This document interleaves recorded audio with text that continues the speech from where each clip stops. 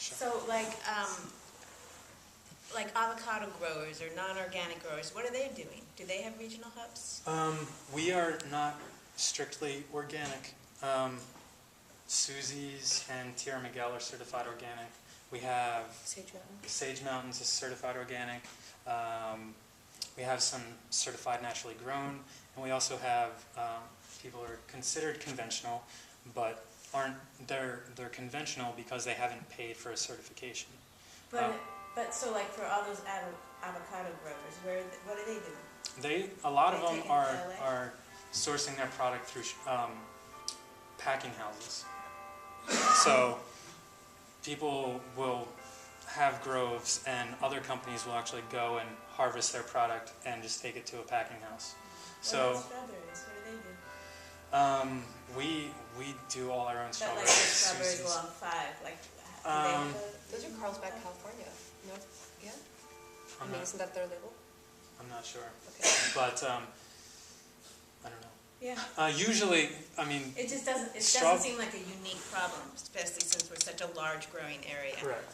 It seems odd that you would be creating that now. It seems like it would have been created, a long time ago. I But know the there's demand wasn't there for flowers. The flower market and how Yes. that feeds into the flower growers and all that. One thing we have a diversity of growers with many different traits, but many different products are being grown, and we want to increase that diversity by including dairy and meat. And we're developing our brand and saying who we are, and having a diversity of crops is very important for us. So we're not saying that you need to be certified organic because that prohibits some from working with us. But producers that only grow one thing aren't necessarily stewarding the environment for long-term sustainability. And that's really what we're seeking. Sustainability is not just about the earth. If we want to be sustainable farmers, that means that we're still farming in 10 years. So there needs to be profit, but there needs to be the environmental aspect of sustainability as well. Taking care of the earth, taking care of the people that work for you, and taking care of your bank account to make sure it can lead to another season. Thank you. Yeah. I don't know if it's so much a problem with food coming here. I know on the East Coast they have a lot of trouble with products coming from across the country so that the local produce is too expensive, and so they're not able to sell it. So I'm just wondering if that's a problem here and how you deal with that. I mean, we face the same problems. There's stuff that's produced on the massive level. I mean, Lucila, a week or two ago, we were walking around her farm and showing me this amazing red leaf romaine that she couldn't sell for $1 a head, and I was like, what? I mean, because They want it for 45 cents because that's what they can get it. And it should be $2 a head is what I should sell it for. And it's gorgeous. And I can't get rid of it. I mean, we're faced with the same thing, and I think that we're stronger as a group, and we need, and not just a group of farmers, but the group of consumers, because we're one and the same.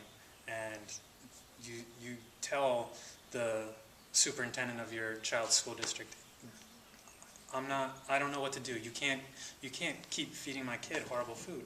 Like, you need to push for it. Everyone needs to push for it, and we're doing what we can to To be able to be provide there. it. So that when the school board finally listens, because you've been advocating and being an activist for it, the food's there. You can't just hope that when they're ready to move on it, you're just like, I can get something together for you real fast. Like, we want to have that ready to go, so that when they're ready to go, right.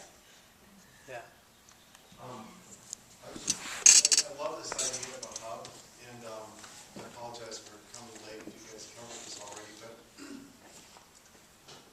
I sense that there's a delicate balancing act here. You were kind of talking about it with the organic versus inorganic. What happens to your individual brands as farms if everything goes into a hub? Because I love to go to my daughter's school principal and say, hey, you should buy local, you should buy from these guys. But how do you avoid working against the whole know your farmer concept, or the whole direct relationship with Susie's Farm, with Terra Miguel, et cetera, et cetera? We will maintain farm identity entirely through the system. The San Diego Growers is a marketing tool. We're aggregating like the orders, but also product.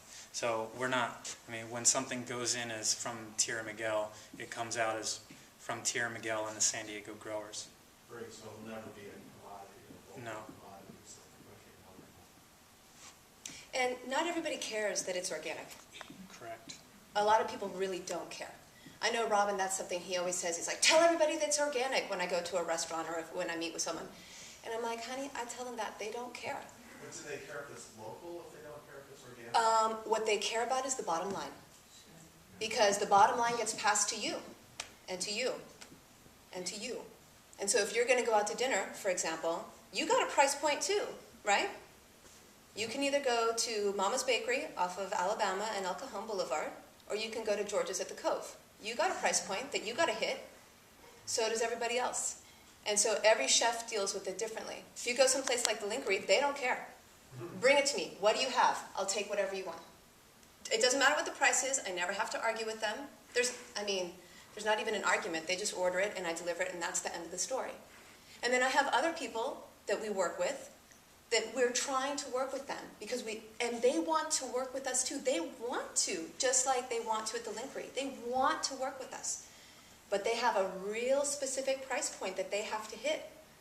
So then we have to do a lot of wiggling. Well, you're smart to want to go to the schools and even just to start educating people, because people are talking about how sometimes, not always, but sometimes you can notice that these properly grown things actually taste better. And there's substantial research showing it's more nutritious. So how do we really get that? I mean, how do we get people to care about food, the way food tastes like the French do? I mean, they're kind of slobs when it comes to taste. Well, if you look at it just from a historical perspective, France has been around a lot longer than the U.S. So, no, really. So the U.S. is like a teenager. Yeah, we're immature. We're like society. a teenager. That's cool. But what does a teenager want? Teenager wants Takis, right? And Red Bull. That's what a teenager wants. And the French have been around for a long time. The Takis and the French Bull, we already had that. Now I want the Camembert. Right? They know, they've been around the block. They want a nice wine, they want to enjoy it, they want to work 30 hours a week, they don't want to be a slave to the grind. It's just history. But there's also, sorry. No, that's fine. But there's also a lot of infrastructure within our country that Yes. supports our eating decisions. Right. A lot of what Raj was talking about, nothing exists in a vacuum. It's not just people making the individual choices. We are very much you have to go really far out of your way to be an educated consumer. I went to Henry's the other day. Now I'm refusing to shop there. And I asked, I really wanted popcorn, but I don't want to buy GMO corn. They don't label their corn. So I go to the counter and I ask, hate to be obnoxious, but is this genetically modified? They're like, well, if it doesn't have a label, it probably is. And I was like, okay, well, I was looking for organic popcorn. And they said, well, they were like, organic is expensive and some people can't afford that. And I'm like, meanwhile, my backstory is I work in City Heights with community gardening, wrong person to tell them to. But they don't care. And they're if everything is always about marketing and the consumer, it's always about reaching a price point. That is important to a certain extent. But I also think if we all get sucked back into that system, nothing good will come of it. I think local farmers' products should cost more money. Food is way too cheap, and we need to figure out how to deal with that collectively. But I don't think the answer is to get so many local farmers so that the price goes way down, because then you face the same problem all over again. And that's not what we're thinking is going to happen with the Growers Project. It's not going to be a question of, well, now we can finally supply the demand, and so then the price goes down. The whole point is, like Jonathan said about sustainability, I like to treat my employees a certain way. I think that's really important. It's how I sleep at night. And so, we do everything by hand at our farm. That costs money. I don't have machinery that does it. I have people that do it. And that costs money. I keep people employed so that they can spend their money here in San Diego so that it can just keep going. And I don't